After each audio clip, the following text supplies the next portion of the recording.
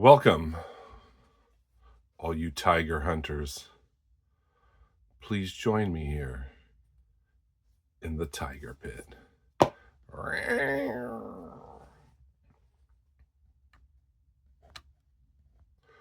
That's right. We have another Buck Knives unboxing. Buck Knives International Incorporated, Post Falls, Idaho. Been waiting for this one for a long time. Well, a couple of weeks. Few members of the community have already gotten theirs. Let's cut the chat and get to the action. Okay. I'm opening it up with my Buck 112 Custom. This is brass scales with oak inlays. You can see there, it's the custom shop. When I unboxed this knife, I got 17,000 views in the first month. Blew my mind. Completely blew my mind. So hopefully this is good luck.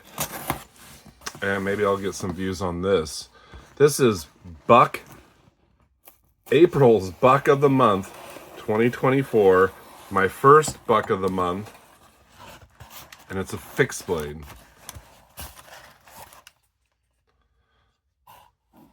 Fantastic user. This is just the 420 high carbon. Boss heat treated steel. Very simple knife. I got this custom as a user. Didn't want to save queen at all. Nice knife. I will compare it to this knife. I'm not sure how long of a video this is going to be.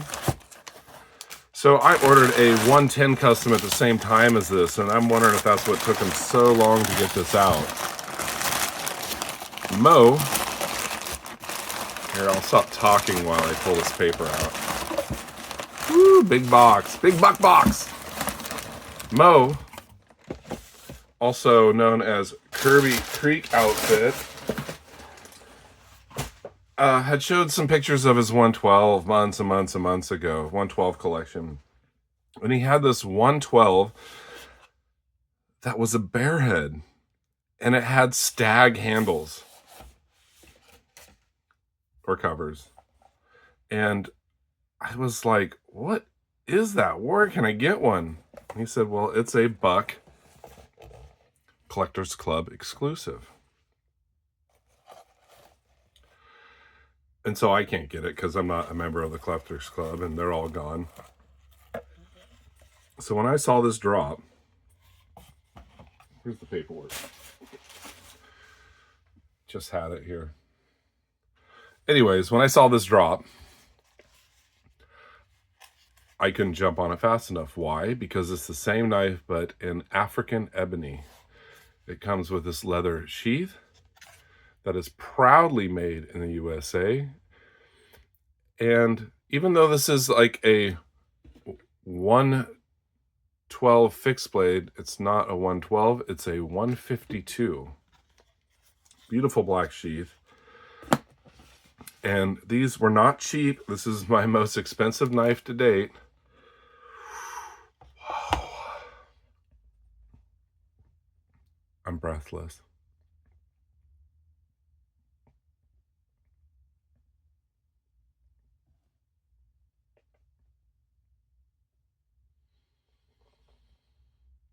Wow.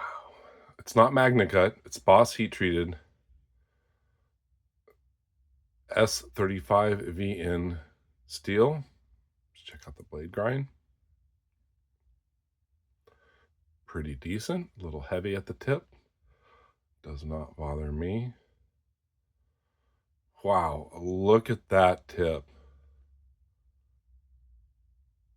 Holy moly. So this is, I'm sorry, I'm just overwhelmed. African ebony. Now I have their normal stock ebony, and I also have Honduras ebony. I'm just getting finger smears all over it. So let's put it down side by side to a normal buck 112. And I thought, so these at this price, I think they're asking 164 for this. And they're limited. They're 750 that they do in the run. And I thought, man, for that, I could make another custom with Buffalo and nickel silver and S30V, which I haven't compared S30 to S35. I'm sure they're very similar. And for cheaper price, why don't I just do that? Well, I've already gotten this custom here. I do not have a 152 fixed blade, and there is a difference here. Look, there's a thickness difference. And whereas I do like the feel of this in the hand, this is definitely slimmer and lighter. Now, I'm not even a huge fixed blade fan, but I could not pass on this.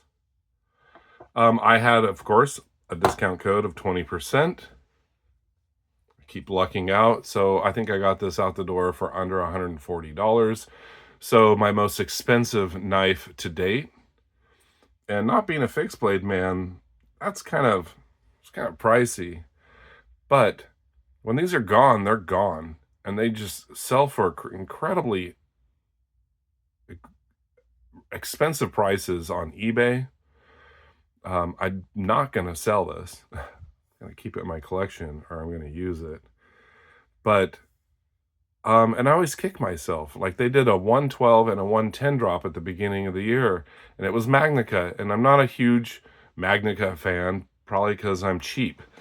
And it's a great steal, and they're asking an expensive price for these drops. And I hesitated, and boom, they're gone like that. And now I'm kicking myself because it was a rare Honduras rosewood with it. And they go for insane prices. Insane prices. Well, I'm saving up for the next 110, 112 drops. And they do them as buck of the month sometimes. They've done a copper 112 Pro, and they've done a brass 110. And I have not gotten those. So I had to get this. I love the look of the bear head.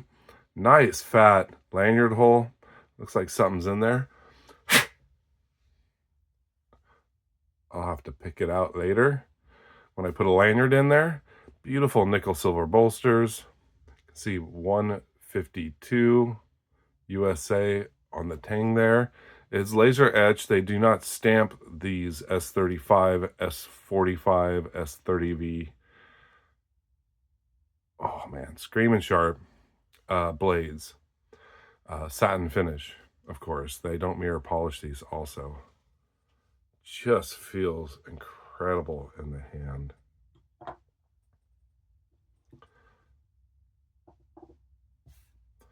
So, like I said, I'm not a huge fixed blade guy. This is my 1, 2, 3, 4. This is my 4th buck fixed blade, though. And I do like this a lot. It is light. It is sharp. And it's got a beautiful wood that you can't get anywhere else. Look, it's full tang, obviously. Smooth pins, really nice, smooth, polished ebony. Now, it's not Mohs Stag with brass. Maybe someday I'll be able to find one.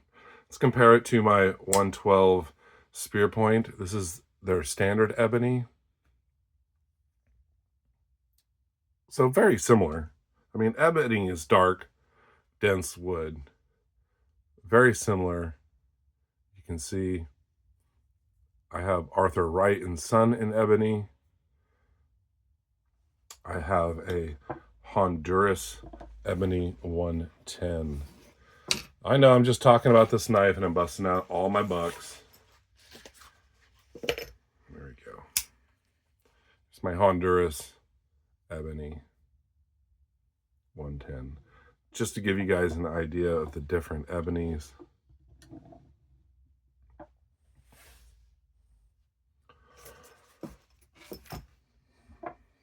Thank you very much for joining me. I really appreciate it. I am really glad I was able to jump on this. Like I said, the most expensive knife I purchased. And it's funny because 140 bucks after tax and shipping, it's a deal. When there was only 750 made, these will probably go on eBay for $300. It's crazy how people can ask that much. And you know, when you see knives that are $300, $400, $500, $600, Jack Wolf's $350, $325, which are great knives, don't get me wrong. Slip joints. To get a blade steel of this caliber that's Boss heat treated, handmade, just over the border here in Idaho, probably 5.5, 6 hours away. I went to their buck factory. Amazing place. If I ever moved over there, I may have to get a job. For that price range, it's an incredible deal. This is an amazing knife. Very cool sheath. It doesn't like wrap around and lock in. It's a slide fit. That locks in there. Like I said, proudly made in the USA. Very happy camper. Very. So I think it took a little longer for me to get this because, like I said, Kirby Creek ordered one. Boom, he got his like 4 days ago. I'm like, where's mine? And they had just shipped it. Well, like I said, I ordered a buck 110 custom. I don't know if that threw them off because customs take a couple of months to make. Or maybe they were just, maybe even though when I saw it advertised and I purchased it, maybe I was like number 600 in line to get one. And it took them that long to get it ready.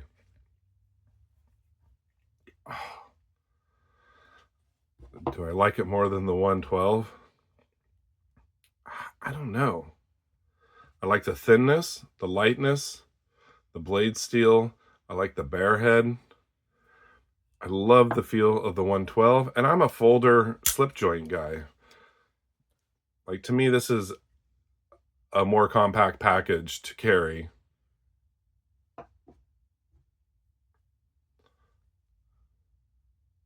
But I'm going to be carrying this some days, for sure. It's not going to just be a safe queen. It will predominantly be a safe queen, but I will carry it. So glad I was able to pick up one of these. Got some swedging there to the tip. Look at that tip. Case does not do a tip like that. Now, I do have a few case knives with a very pointy tip. There's just something special and magical about a buck knife.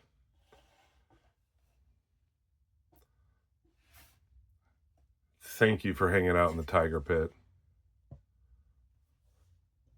You guys, stay sharp, be kind, and take chances.